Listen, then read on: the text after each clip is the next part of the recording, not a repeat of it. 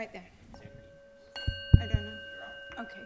Well, I don't want to be on. I just want to know. How do you turn it off?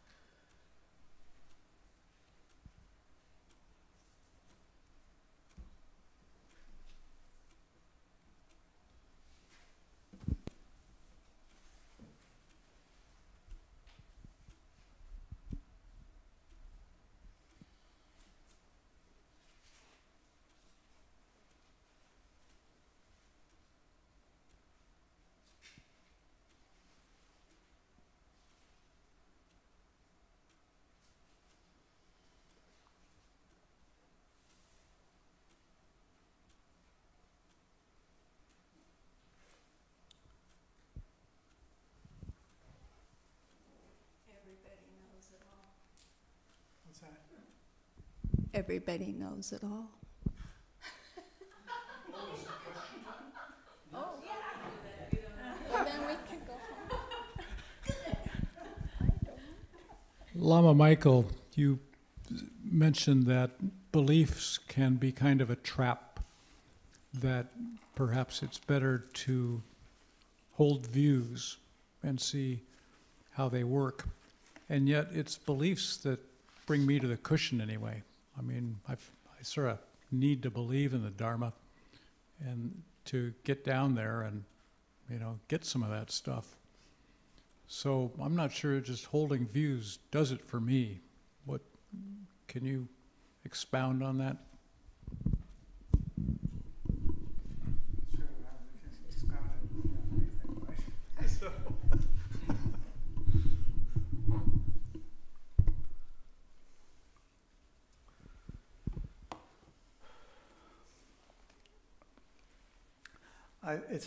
it's not necessary to condemn the idea of belief, but things change and our understandings change. And if they don't change and our understanding doesn't change, then we are just waiting until we can make a change. Since otherwise we would call it stuck. So whether it's belief or not, we do have that issue of getting stuck somewhere. Whether it's stuck by a belief, because of belief, or because we removed a belief, that's always a possibility. So I think if the word belief is an issue, then maybe we could use something like, if you find something useful, better not to assume and add to it another layer, where this is the only useful thing, or this is the most useful thing, and then so that when we encounter an issue that needs a different direction, we don't feel like we're stuck in what we decided earlier as the only way to do it. That's really what I mean by belief is a problem. though I do think that oftentimes belief does represent a problem. Like we get stuck in it, like red baiting, for example. During the congressional hearings, it's like there were a series of beliefs that drove that whole process, and that led to like really hardcore positions that were really harmful. And it was clear that there's usually a belief has a certain sense also that the sense of belief, or the sense of really strong confidence in something even, I may think that this is the only thing that will work. This is the only thing that will save me from being hurt or something. And that it raises an issue that is difficult in the Dharma, where Dharma practice generally rides on the assumption that nothing is permanent. All things are interconnected. If we had to say what is the single most important thing to understand and meditate on in order to get all the other pieces right, ultimately, it'd have to be interdependence and the meditation on it. And interdependence,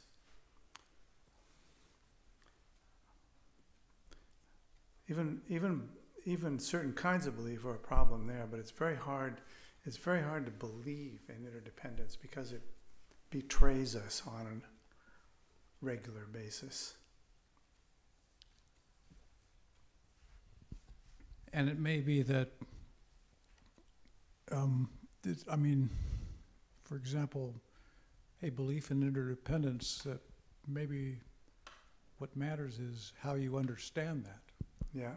And to think that you've got it nailed may be the worst thing. Yeah. So perhaps not necessarily to think maybe there's no such thing as interdependence, but to be not so sure about your own interpretation or understanding of that, and Yeah. keep that open perhaps. Yeah. And the contemplation of interdependence, if one is really doing that contemplation, you don't find things that are fixed. They just aren't there. They aren't there to be found. So if we find something that's fixed, there's a cause to be suspicious in that moment. Like, what's really going on here? Do I have to have this thing? Am I afraid if I don't get it, or some other thing? So you can see whether the issue around belief sneaks in. Whatever you call it, it's like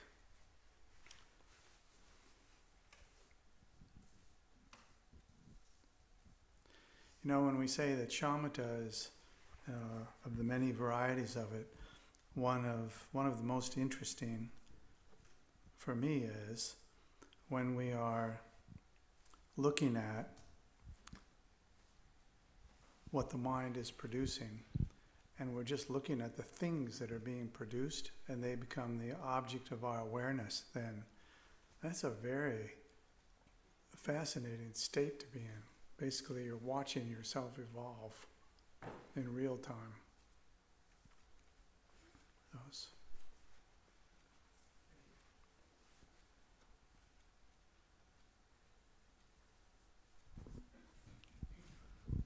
Subhash.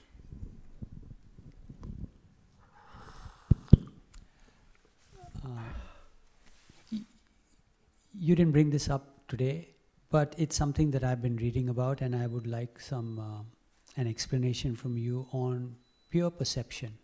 Pure perception. Yeah. Not and pure. Yeah, not pure perception.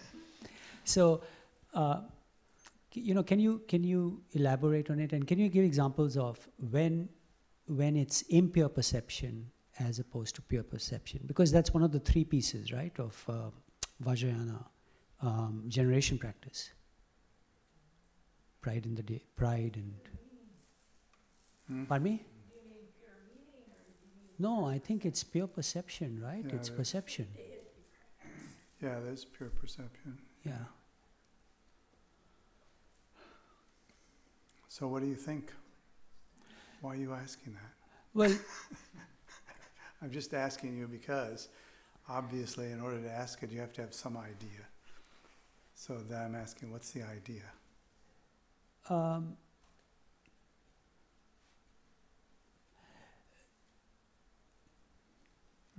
it's a book on, it's a book written by Nyingma teacher, which I'm reading, and he talks a lot about. He encourages one to perceive things around. Perceive what? Perceive everything that all appearances. Yeah. As very differently from how you normally would. And so I'd like your comments on what is that concept, what is that piece that one must have when one does deity practices or generation stage practices. What is the view that one is supposed to hold?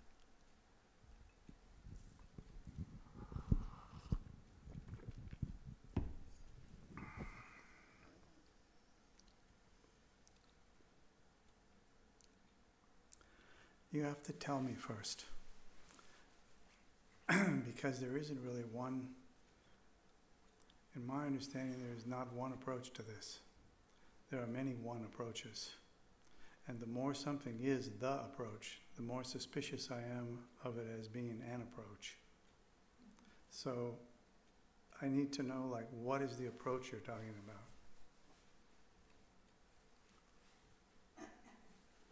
You might have to go to this guy first, whoever you're getting it from, and ask him, what? What do you mean by this? I mean, is he using the phrase pure perception? Yes, he does. Yeah. So what's you have to tell on him. You have to tell me. Who is this guy? I just want to know what you think it is. So that's the starting point. Otherwise, it's it's either a very small, one phrase, or it's a bigger subject.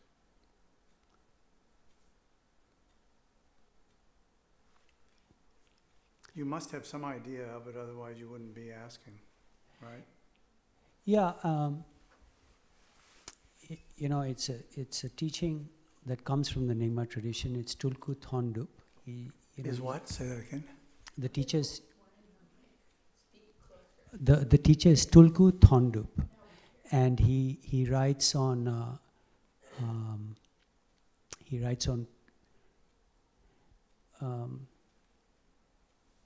how.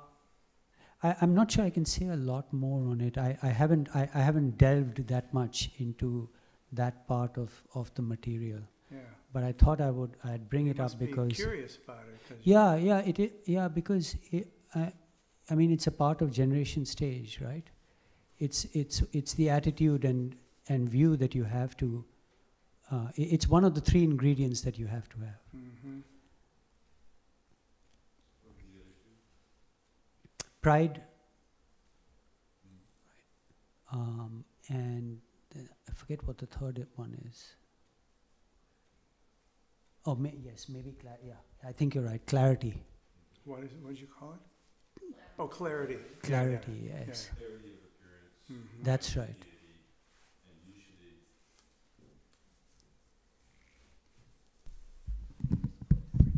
Usually, the button's still off. No, it's on. It's on. It's just I'm not on. It's in our tradition, the way Bokar Rinpoche, it's translated in Lord of Love. It's pure meaning. Oh, pure meaning. Okay.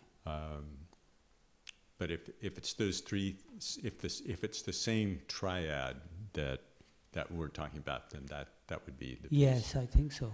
And the part that you talked about in terms of the looking, say, at, for example, the four immeasurables and the four arms, that would fall into that category. So it's, but this, I will admit, is just conjecture about how closely this aligns. But if it's put in that triad, then those are the three pieces. So then, and particularly if you're talking about the generation stage, talking about that that view of the appearance of the deity. So is it like, you perceive something, but you hold a different aspect of it in your mind? Like you hold a more positive aspect of it than Hold a what negative, aspect? a positive aspect, or you interpret it differently. I mean, it's like what they say about pure lands. Right? They say, Lama Michael, anything can be a pure land. You go out, you're in here, anywhere, you can perceive it as pure land. But then for some of us, it's not like that. Are you sure? Sure. No, I'm not sure. Well, if I rephrase it, maybe I could say, are you sure that whether or not you perceive a pure land yourself, you must experience things through some lens, right? In other words, through your own history, through your own opinions and ideas and things, you experience things in a certain way, right? Yes. So we all know that, even if we can't catch ourselves in that moment, that we experience things through our own history, our beliefs, all this myriad of things. So that's what I was meaning to kind of dig into. Like, first of all, are you aware that that happens? Because if we're not aware that that happens, then the pure view is kind of shaky. And the great majority of human beings, you got to say, are not aware of it. Yeah. Even if they believe it, even if they think that it's there, it doesn't mean that we're aware of it. Are you following? Yes, I do. Okay. So, now that you state it, right? I mean, okay, so in other words, you bring a certain, you bring a certain history, you bring a certain context to what you're perceiving. And it plays into what your perception then is of that thing. Fair. So I'm with you up to now. But how does it go from there to being pure? That's a great question. Would you care to answer that question? Well, and then they also say in teachings, right? I mean, what arises, whatever appearances arise to mind, they are the Dharmakaya. Therefore, they are intrinsically pure. Yes. Which is to say, they are nothing. So there's an important, you got to go there with it.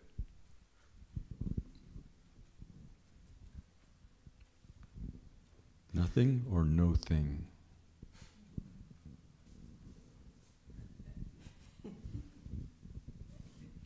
What? Nothing or no thing? Oh, I see. I couldn't grab it.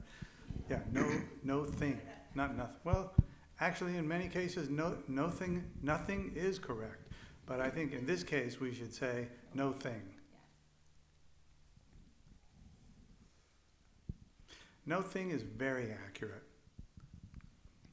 No inherent reality there.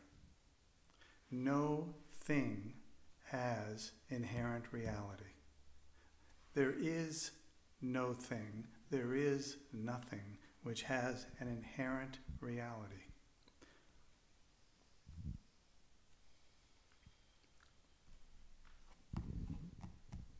But let's back up for a minute, Lama Michael. Okay, we were, we started out with just the context, right? And you said, everybody brings a certain context to it, and we don't realize that. So up to there, I'm with you. And so can you go from there? So I'm going to. Can you go from there to pure perception?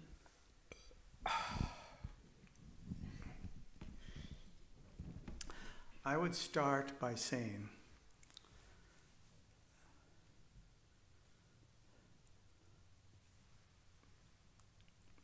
throw away the word pure perception, throw away the phrase pure perception, and rely upon the description of the pure perception that you were talking about earlier.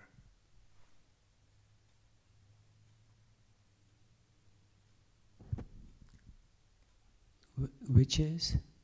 Wait a minute here, I'm the one with no memory. That's my job. Your job is to remember.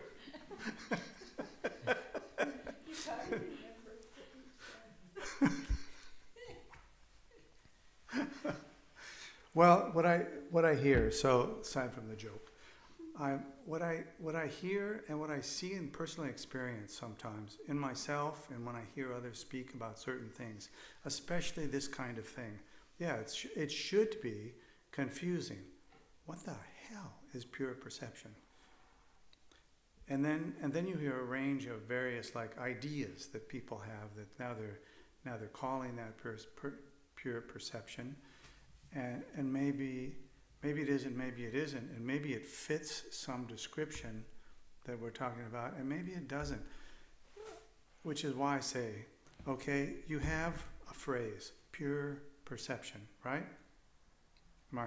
Yes. Did I already forget? Okay. And what you want to know is, what is that thing? Or how do I get that?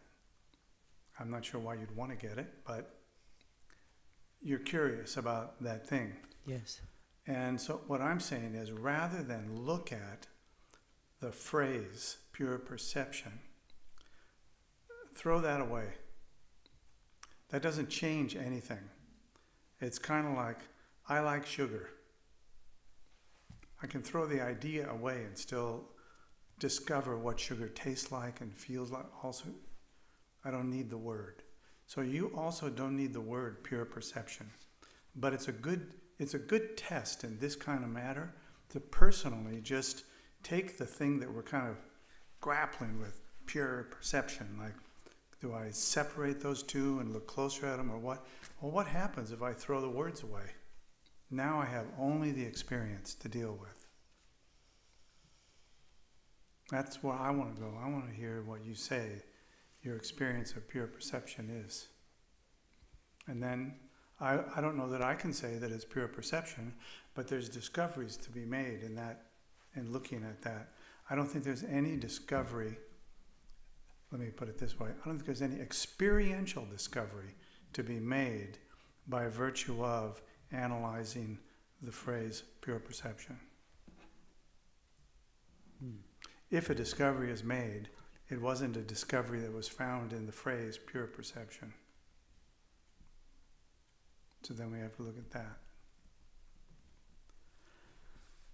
I think it's a big deal. The idea of pure perception is a big deal in the Vajrayana and in lots of practices. That's definitely the case. And the terms that are used to describe it are not always the same, but they often are, which doesn't necessarily imply that they mean the same thing. So that's my experience of it, which is why I say, okay, I want to know, what are you doing? What are you really interested in? What is happening? What is your pure perception?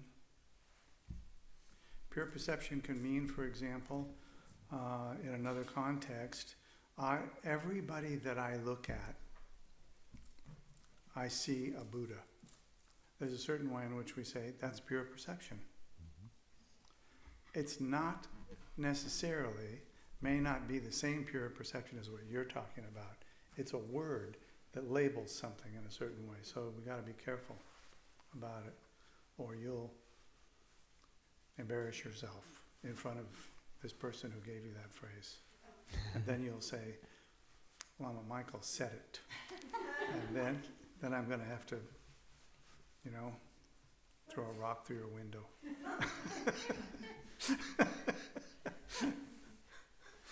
Okay. Thank you. Really? Whoa. That was good.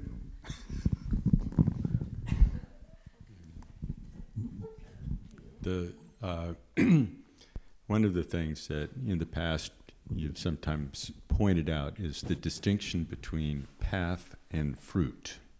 And fruit, yeah. And so I think this is an excellent case where we will trip over the path in search of the meaning of the word associated with the truth or of the fruit.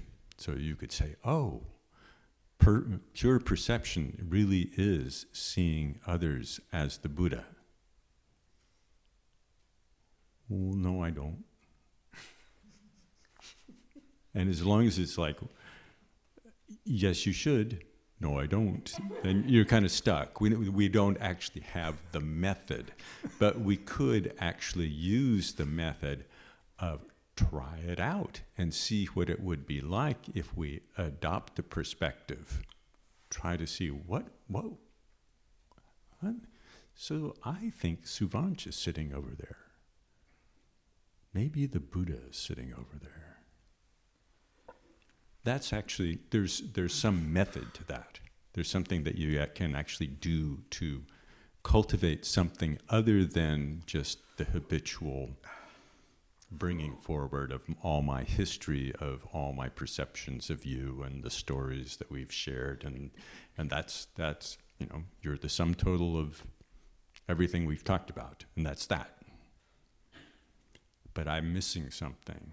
If we think about what Lama Michael said earlier today about it's not there are the confused sentient beings and the non-confused sentient beings equals confused. So then how do we go about overcoming that?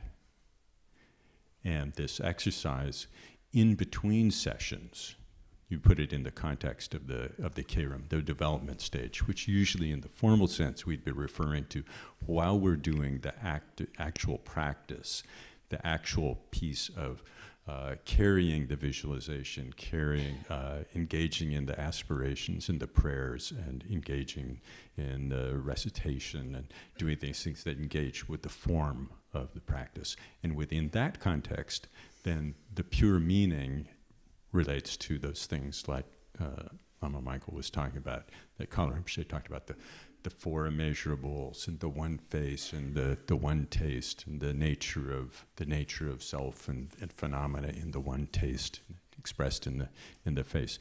That's not usually how we. And I don't say, well, Suvanch has got one face, therefore the nature of phenomena is empty. That's not my story. No, I think that's Suvanch. She's got, the same hair that I recognize, same glasses, must be Suvanch. That's my story about one face.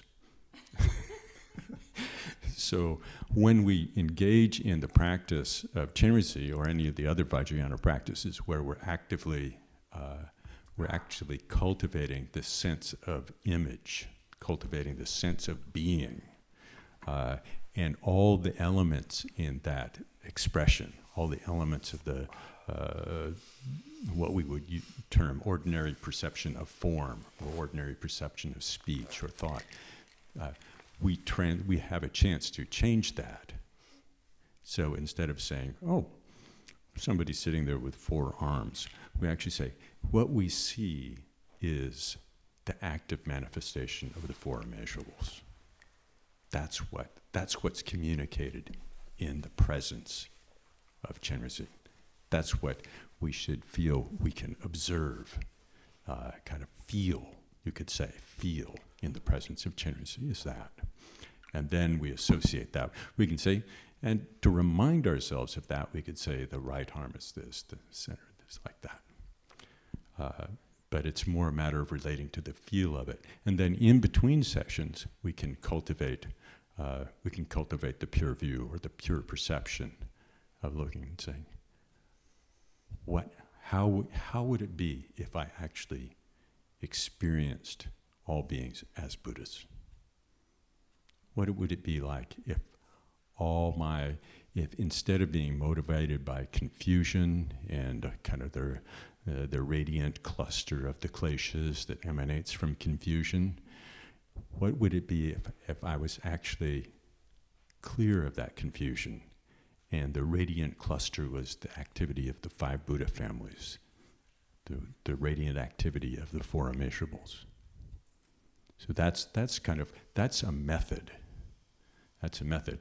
And then for the time being, in a certain way, it's usually helpful not to get too fixed on what we would claim to understand about the fruit.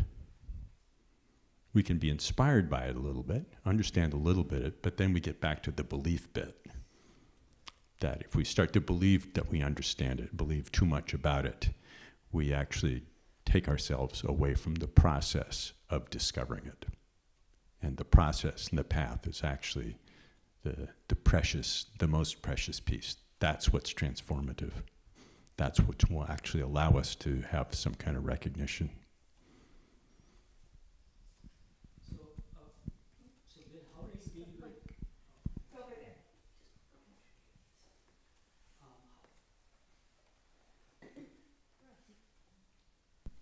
How do you deal with pure perception of inanimate things, a home, a highway? That's the potala. That's Dewa Chen. This the pure environment. One another way to look at it is the exercise of looking at all this as the manifestation of mind. All our experience is nothing other than the manifestation of mind. It's not separable from that. We look and we see, I see a cushion over there. That's what I see. That's how, but it's not so much what I see, that's how I see. I see on the basis of myself as solid, contrary to the meaning of the one face, which actually sees the nature of self as empty. I see myself as solid, and I see the cushion is over there. So all the things that we do to actually just appreciate how our experience actually arises, how it arises, to look carefully at that, then we have the possibility that all perception would actually feed insight. And if we think about Dewa Chen, or the Pure Lands, from the perspective of an environment in which everything that we see, everything that we experience, actually feeds deeper insight, feeds the ripening of the two bodhicittas, then we can say, okay, this is Dewa Chen. This is the palace of Chenrezig. And so anything that we do in terms of actually, and we have to break it down into small steps, not just kind of some big blanket thing. Okay, I declare this all to be the potala. Done. Let's go home now. But all the things that we do to break it down so that we can actually begin to look in a fresh way, to meet each aspect of our experience as it unfolds in a fresh way. That will all be part of the path of seeing the environment as a pure land.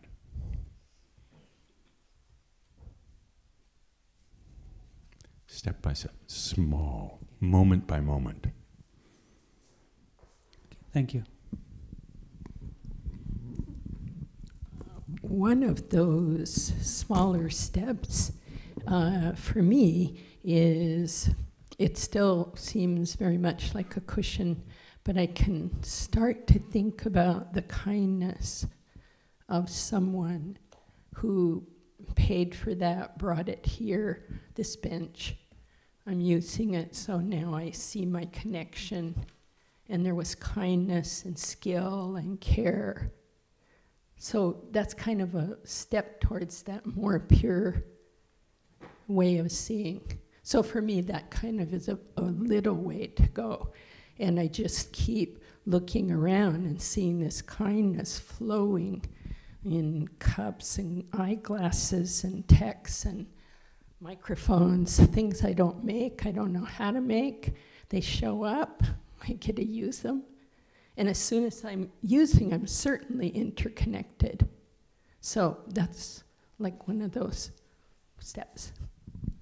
One of those big little steps. Yeah, it's a big little step, but we can habituate in that new way. Not so hard. Just hard to remember. So, in this discussion, Michael, we use the word no thing, no inherent, I can't remember if you said no inherent value or no, existence. Inherent. And then you said something, nothing, and I missed if it was the same, no inherent existence, and why are we splitting it in one instance and then putting it together in the other?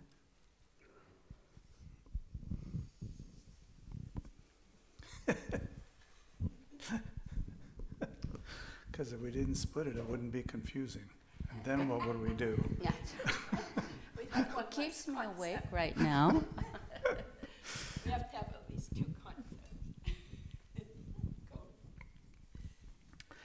Actually, my experience of those two forms, no thing and nothing, is that it was just a kind of, I mean, we could rephrase that so that it isn't quite that cute, and it would probably be a good idea.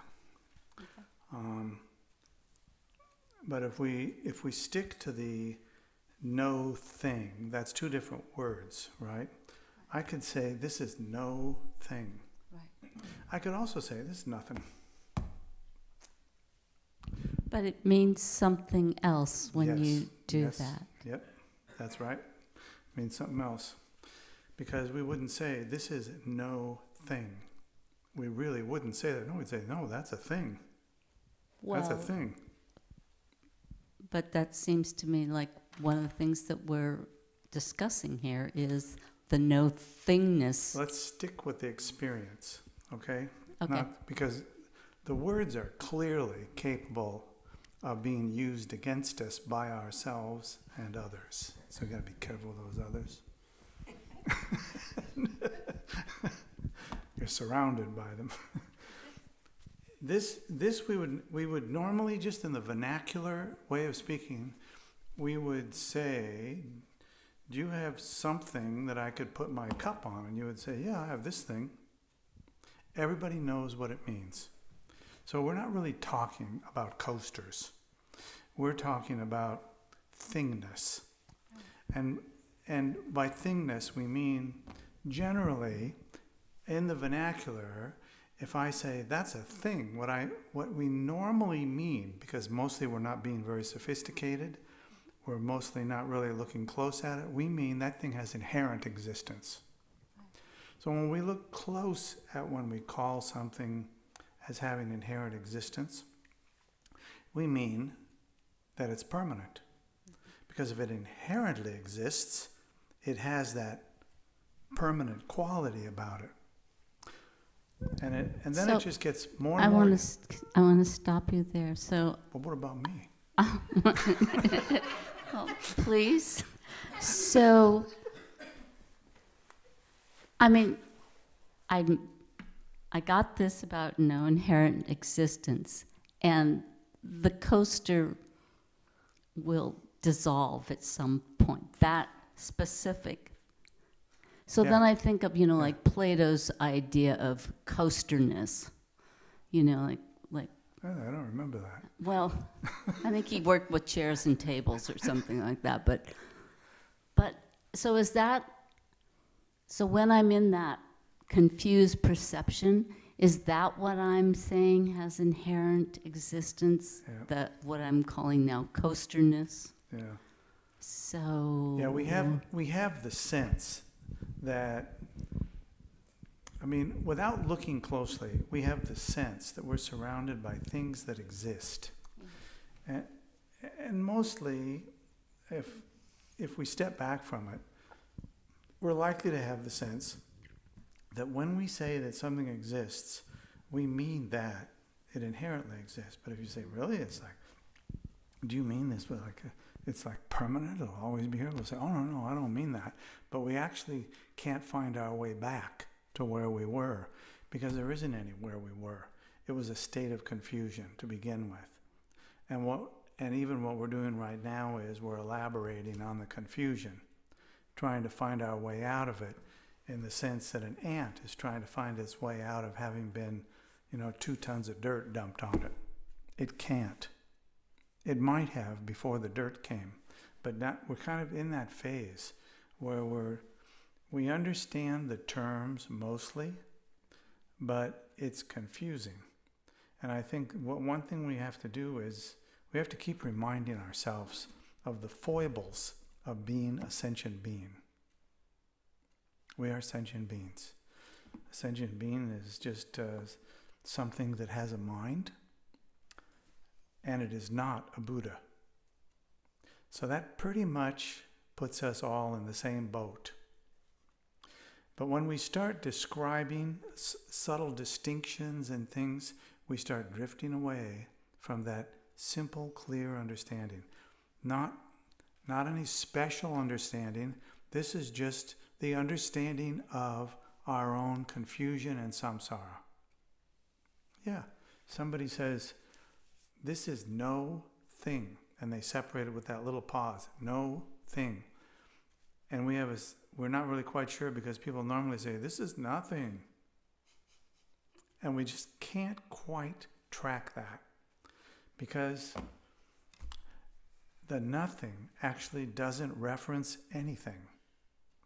To say this is nothing, well, of course it's something. I have an experience. I'm holding something. I'm having an experience. I can say the experience is nothing, but what does that mean? Then I got to answer like, I'm not having an experience? How does that work? Then what? We got all these things. So I think that's where we start using the things. This, in certain traditions, in certain practices, if you discover that this is no thing. Now let me get this just exactly right, because it's kind of nice.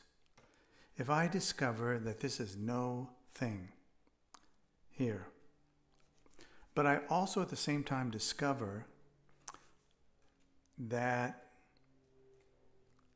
there is an experience of confusion, of thingness about this thing here, and I understand that experience is just an experience. It doesn't have any external referent whatsoever.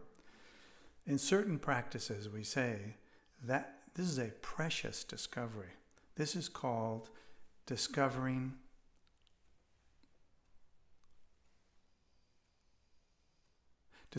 what is known. Discovering what is known.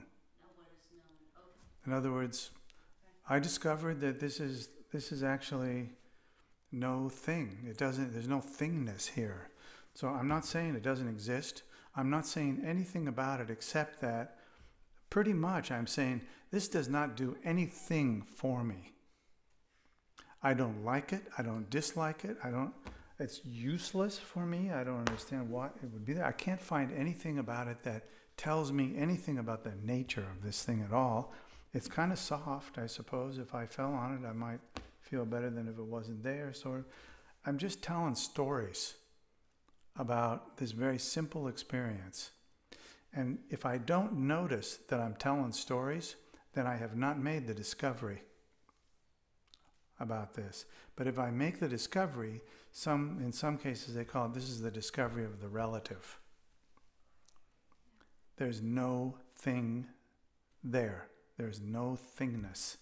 That is sometimes called the discovery of the relative, as opposed to the discovery of the ultimate, which is a big deal. The discovery of the relative is also a big deal, because you never get to the ultimate without discovering the relative.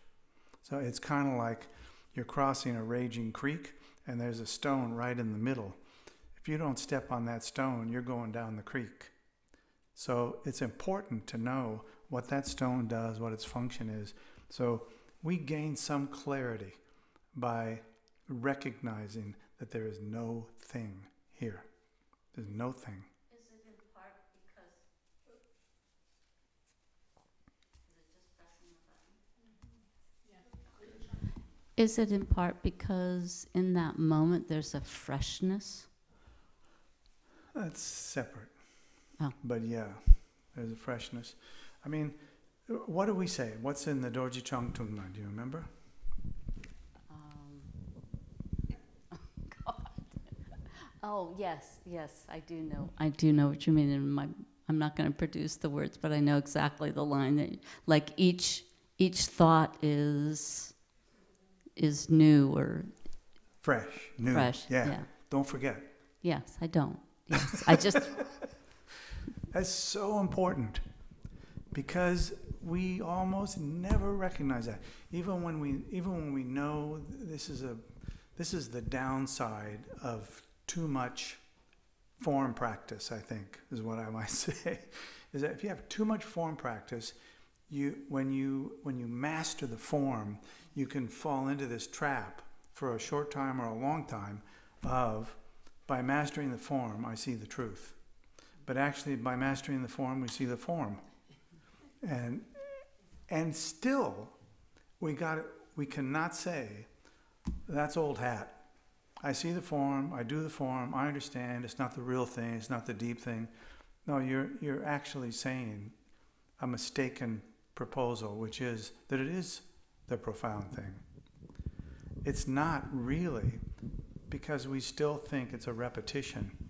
This was here yesterday, it's here today, it has the same nature. But if I say, what nature? You're lost. So I think these, to some degree, these kind of simple exercises are really helpful. One of them, the one about every thought that arises is fresh, I think is one of the more profound short sayings. And partly it's profound because even when we say it and we understand it, we forget it the next moment. The next experience that comes, we say, oh, that experience again. Not fresh. We understand that, and then we do it again, then we do it again, then we do it again. And it really traps us. So just like a mantra is meant to free us of something, we can't see how it frees us usually, right? But we recite it because we believe it or we have trust in the person who said to do it.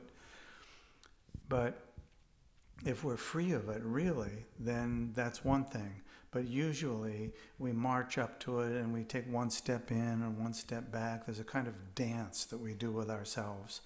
And so we constantly are brushing with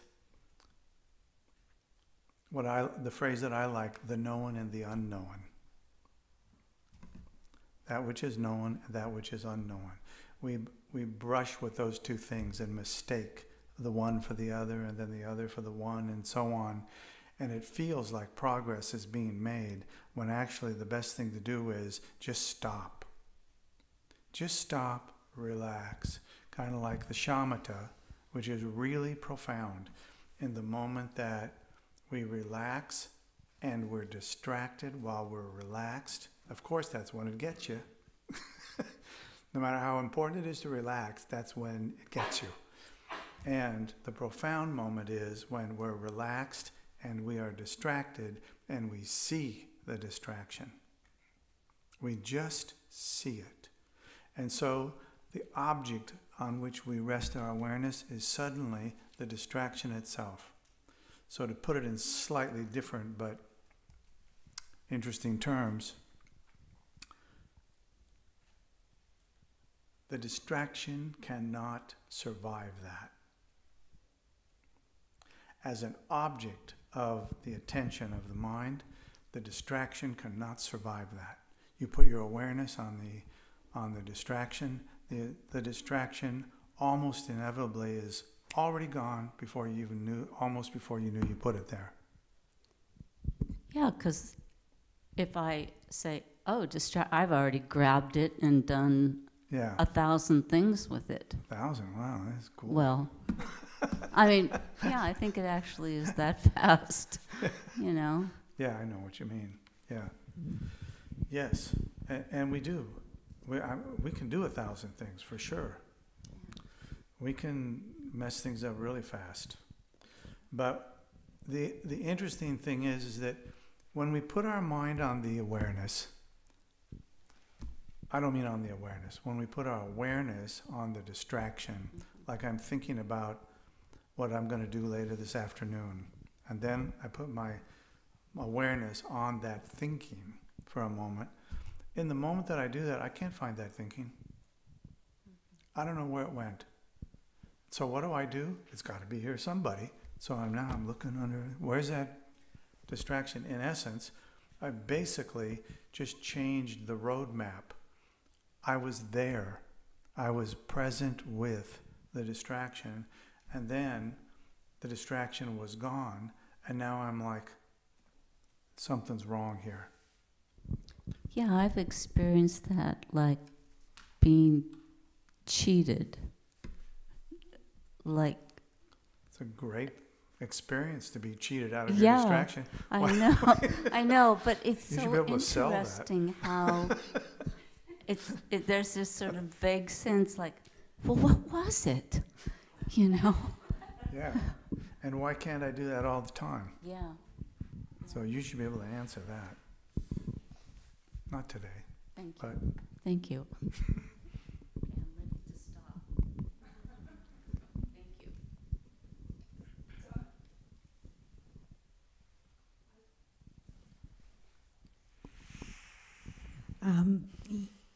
Michael, you shared that Kala Rinpoche had included in the teaching yeah. that the 4 arms with the 4 immeasurables, they were particular. Yeah. So that the one holding the mala was loving kindness, and this one was compassion, and this one was sympathetic joy, and this one was equanimity. Yeah. Is it important, beneficial to hold that, to hold the immeasurables in a particular location on Chenrezig's body?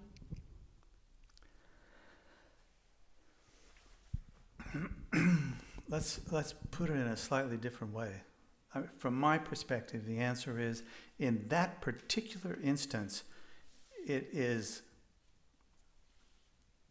is just me talking. I don't mean this as that this is codified in some way or that you would find it, but you might find it. I think that is one of the most important teachings that I've ever seen, ever heard.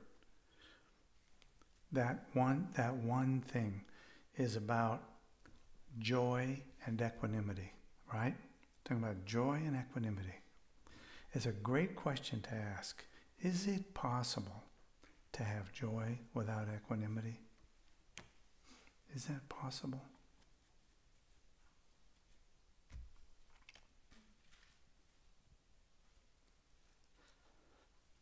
I think most of us would say, and I have certainly said, absolutely. Absolutely. But what I find after I've said that is I'm picking and choosing what I'm joyful about. That's not equanimity. I see somebody, the example that is common is, you see somebody who's doing something positive, and you'd like to feel joy for them, but you don't like them. Or you saw them doing mostly negative things, and the old saying of, in a long enough period of time, everyone will do something good. So this person is fundamentally evil, but occasionally something will happen. So what you're going to have joy about that?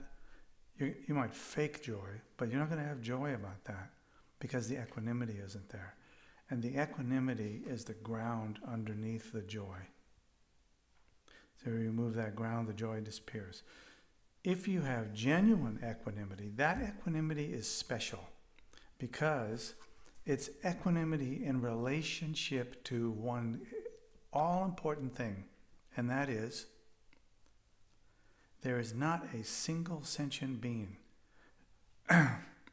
who is not endowed with the primordially pure nature, who does not deserve to be free of suffering and its causes. There's no such thing. The worst person who ever existed in this world deserves to be free of suffering and its causes, no matter what they did.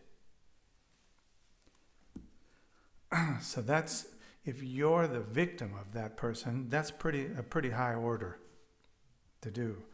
But if you weren't that, which is a really unfortunate thing, but if you were not the victim of it, you might be able to rise to that level of equanimity. Like, everyone deserves to be free. So even someone who you could look at and say, boy, that person is really like gotten a lot of bad karma there. They're really doing bad stuff. And yet the equanimity, when you see that person and you see them do some small thing in the direction of something positive, suddenly you feel joyful about this person who's 99% people would want to kill. And you suddenly see like they deserve it too, then the joy immediately flourishes. But if the equanimity isn't there, it doesn't. Yeah, I see, they deserve what they get. That's why we're here, because we believe that they deserve what they get. In a certain sense, you can make an argument for that. Unfortunately, it doesn't deliver on the happiness and joy quotient. It actually bars us from that realm. We can't get there. So I think, just like the four immeasurables are generally taught as in the order that we don't normally teach them in this order, but it's the order that they function in. Before you can deliver on real joy and kindness and compassion and all these, you cannot deliver before the equanimity is there. You can try, but it will never bear its fruit until the equanimity is flourishing. And when the equanimity flourishes, the joy flourishes. When the joy flourishes,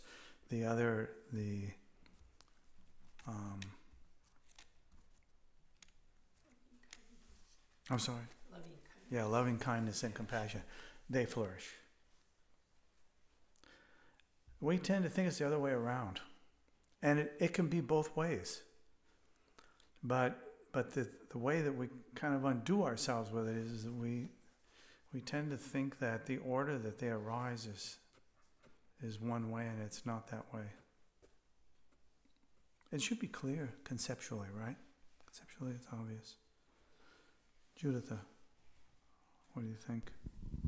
There was the part of the question that had to do with the specific association with the specific hand and a particular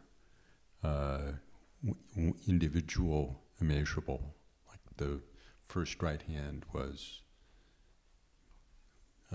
kindness, and that also stood out to me because that's the first time that I'd heard that specific association.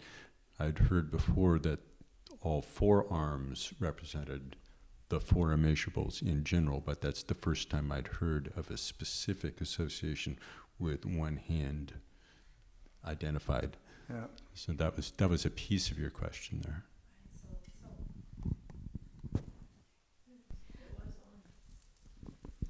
So loving kindness held the mantra. Is that on purpose? Is there something to think about or to open with that association, that the outer arm is holding the mala, and that's loving kindness, and the mudra has particular immeasurable associated with that, being compassion and sympathetic joy. Is that important? Is that potentially, I just wonder, I think maybe it potentially opens up something. Which in particular are you talking about? Well, I guess I'm wondering about all of them. So the That's good. Yeah, and whether that teaching that Kala Rinpoche gave, it struck me as I hadn't heard that. I've heard the forearms for immeasurables, Yeah. but this is particular. The left arm is equanimity. The left arm is holding the lotus, right? Is that an association the contemplation of which would bear fruit.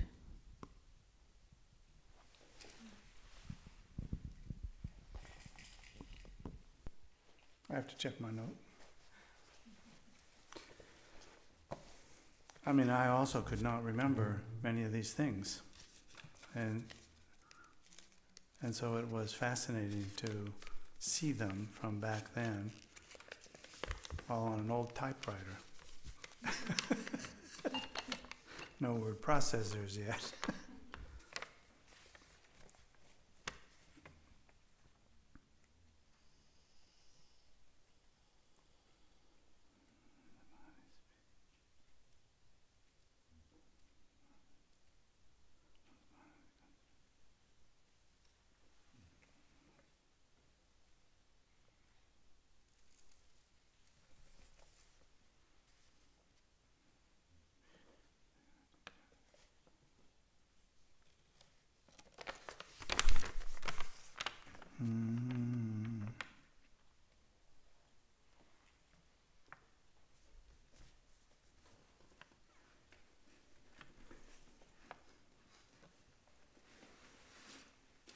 In the second pair, the outer right hand holds a crystal mala and the left a white lotus.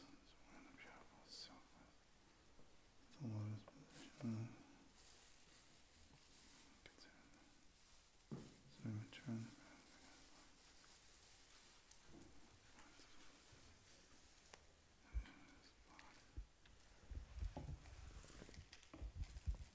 So we can say that.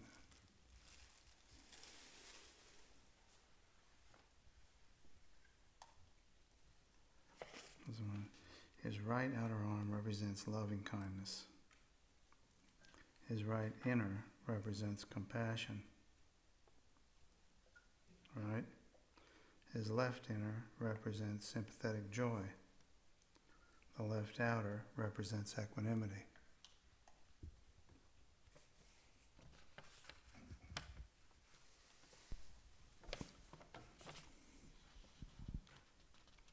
So can you state the... I guess I'm going to assume that that's important because he said it. That's probably a good assumption, yeah. For starters. However, and yes. I mean, the truth is that these things can get messed up in a number of ways. So let's just put that on the table too. That these things get messed up by virtue of a person who types it up and they, transpose things, and those things happen also. And back then, it was very difficult to proof that stuff, because the translator left yesterday and, all these things. It wasn't like today. It was a lot more difficult, so it was easy to get things messed up. And Kala Rinpoche himself, when he was old, was also occasionally making things and being reminded and then saying, oh yeah, it's like that. So a lot of those things happen. But in this particular case, I know that I've read this before, especially on the teachings on Che, that the four immeasurables are tightly integrated. And in the text that Sarah translated, it went so far as to say the entire Dharma is contained in the four immeasurables. Like, you understand the four immeasurables, you understand the entire Dharma. And those kinds of things are always fascinating to us, right? Then we want to know, like, oh, that's good. So say your question again, and maybe it'll be clear to me. If we contemplate equanimity associated with the left outer hand of Chenrezig, that's holding the left inner arm represents sympathetic joy. The lotus. No, that's the outer arm. right. Right. So the outer arm has the lotus, and in this writing is associated with equanimity. Say that again, I'm sorry. I'm not quite catching it. That's why.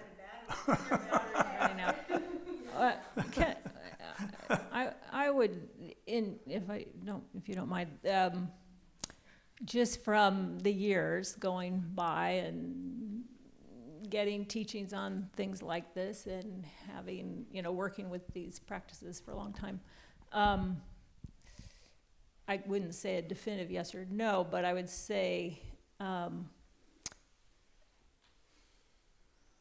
would say yes and no, because we had so many times the teaching is the forearms are the four immeasurables, and I would never say that that teaching was insufficient. That teaching already is good, because this is the first time I've heard each arm connected. That's the first time, did you say? Yeah. And so I would just say that I'm sure that all those other times I was not missing a key piece, that therefore I was not going to get this practice or this, benefit, whatever. So on the other hand, another thing to remember is to look at, on the other hand, to think about if you do, any of these teachings can be contemplated or used when they come from a source like that. But doing that, then I would advise look at, or at least be open to, the fact that in other practices and other teachings we hear various things like the lotus is a symbol of purity. It comes out of the muck, and yet it's pristine. So that has some symbolism. There's symbolism of the mala, meaning drawing beings to the teacher, the deity. So does that have a connection with, the symbolism here, which is not about that, but, maybe they're connected, maybe they're not. But so if you look into it, the bad thing would be, I'd say, if you decided that, but I understand that, the mala is about, which was it, loving kindness, and that's what that means. And so then you hear the teaching somewhere about it meaning drawing beings. No, that's not right, because it's about, so that would be a mistaken way to go. But being open to the fact that these teachings, and, and I would say from the years, there's sometimes those things are useful because I'm just ready to look at that and I try it and I kind of connect with it. And sometimes it's fine to just leave it and keep on the four immeasurables in general. And so I would say don't feel like you're missing something for not focusing on that, but there might be, it's okay, it's reasonable to look into it. If you find some juice in it, go for it. Yeah. Just don't make it into a belief. Right. Stick you. Right. Or a worry that you've missed some critical thing, because there's a lot and we don't have to pay attention to all of it all the time. So I have a follow-up question. Yes, it is. It's on. I think we're not speaking into it. I changed the batteries, so. Okay, so the follow-up question has to do with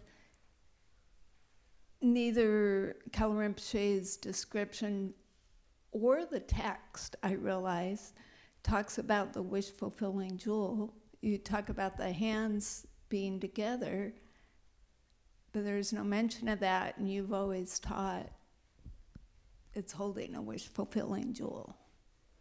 Is that just implied? Is that what? Implied that there's a wish-fulfilling jewel there? Yeah, I think that's implied by a rather large body of teachings on the wish-fulfilling jewel. So I think that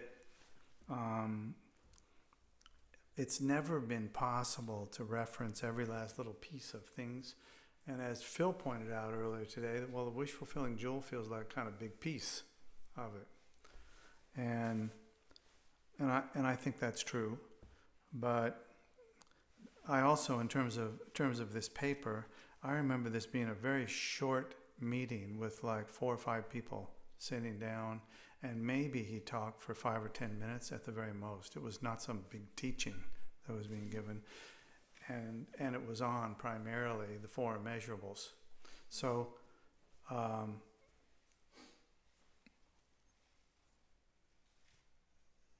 wouldn't look here and draw the conclusion that there's no wish-fulfilling jewel to be referenced, or that there was a mistake made or whatever. I think it's just incomplete. That's my sense of it. That's what I'm going with. It's just incomplete because it's referenced in many other places, and there are occasionally, historically, people or groups of people who sit down and they take a body of teachings and they make an effort to cover every last detail of that particular teaching and cross-reference it and all. That was clearly not what was going on here. It's like the thing that's interesting is that Kala Rinpoche said that and it was captured, and so here it is. And what it actually means, I think it's better to not put too much on it. Though in this particular case, I said that for me it's the single most important teaching that I personally know. But that's also because I've seen the teaching in many places, but mostly in the last couple of years. So I find it an inspiring teaching from that perspective. And that's what drives us all, right? I mean, we all want to hear inspiring things that match our experience and confirm things and give us ways to make the next step and all of that. That's what we all want. And I think also from my perspective, I include that in the category of everyone deserves that.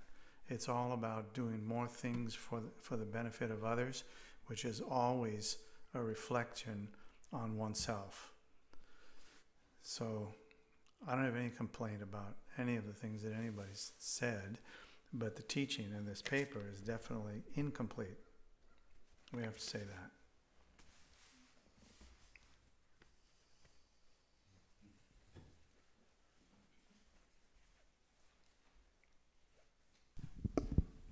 It's incomplete, but if all you had was that, I'd say you'd have. If all you had was that, I'd say it's pretty complete. Yeah. I think it would work. Yeah. So, Lama Michael, you were saying about the 4 measurables, the specific order that they go in, how equanimity is essential as the grounds to the other 3, and yet most of the instances of where I've seen it written down, equanimity is the last. Yeah. Why is that? Yeah. Well, that's because they don't know and we know. Because they're confused. Yeah. So like for loving kindness meditation, it's really hard to offer loving kindness to someone I would label an enemy. Yeah. And well, that's why the equanimity is the foundation, because we have to remember the meaning of immeasurable. The meaning of immeasurable is not the amount of loving kindness that you have, it's that it's for immeasurable beings. So you can't have immeasurable beings without equanimity. If you have equanimity, you have it. You don't need to do anything, it's there. So that's where that comes from. And frankly, I don't know why it is almost universally taught in the opposite direction. Though I have heard teachers say that they teach it in the equanimity and all. I think in order to get those teachings in a deep way, just like most teachings, they have to be visited and revisited and kind of like what we're doing now, but it doesn't have to be in a big group. It can just be friends in the Dharma, talking about it, looking at it, sharing experiences. I think that's important stuff. And then somebody will say, oh, I thought it was about immeasurable kindness, like the amount of kindness was immeasurable, it just filled all of space. And that's okay, that's good, but it's not what the practice is. The practice is about immeasurable beings. Like there is not a single one who does not deserve loving kindness. Until you feel like that is really it. I cannot look at somebody who is suffering from their own anger and lack of kindness and feel like they deserve that. Can't do it. You can't reach that place without equanimity. I've thought about this going back and forth, and I think taken all together, they have to be done all together. Kind of. That's the end conclusion, no matter where you start with it. But I think for some people, it could be, and I think for myself, it worked best to begin with just finding the basic warmth. Finding the basic warmth, and then kind of adding the solvent of equanimity so that it wasn't stuck in a very small circle, and that it opened within that, and that just starting with equanimity at the beginning for me felt kind of cold. That everything just sort of became the same.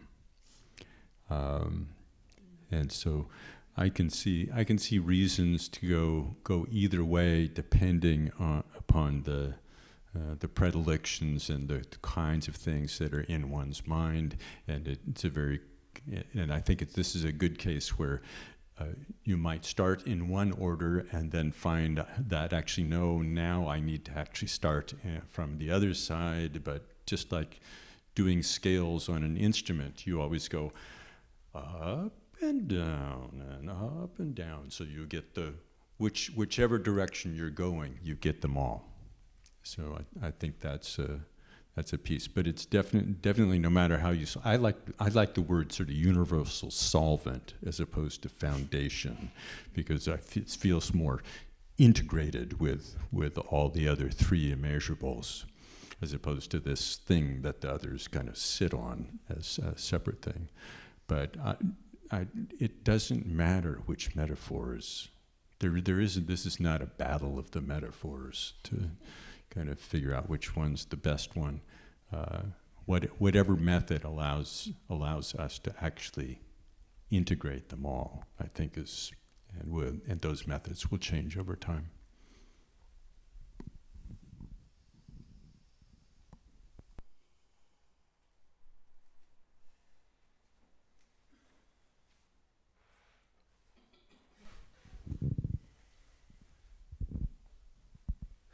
So this is just, I guess, a quick follow-up to the earlier question about the no thing. Would it be a good way of looking at it, instead of, again, a tactile thing, this is a pen, is that it's a group of aggregates that come together into existence? So you have someone that sourced the metal, you have the plastic, it came in together, and it'll move out of existence. It'll what? It'll disintegrate and move out of the existence of something else. So it's not, if for the moment, it's like our bodies, right? You go through different, I think there's something like different types of atoms will go in and out of your body over the course of months, so that your physical structure will be completely different. And so things will aggregate in and aggregate out. But you're still saying, oh, this is me, although it's something that's always in change. Is that kind of a little bit of a way of looking at it? Again, that this is no thing because it's just stuff that's coming into existence and it'll come out of existence because of causal relationships. Yeah, it's fine. Okay. So I think the first cut on understanding emptiness is the contemplation of impermanence. It's really the first cut. It's great, Thank you very much. Man, that was easy.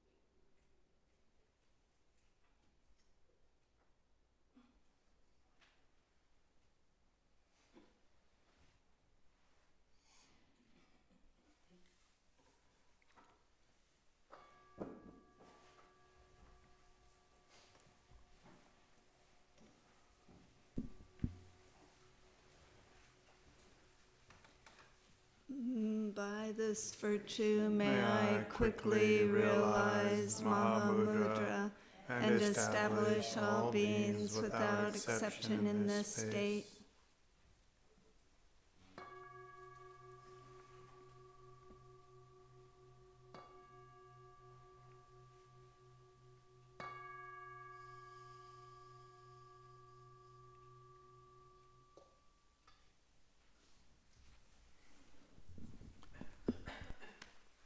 Thank you for that. That was nice, challenging, meaningful.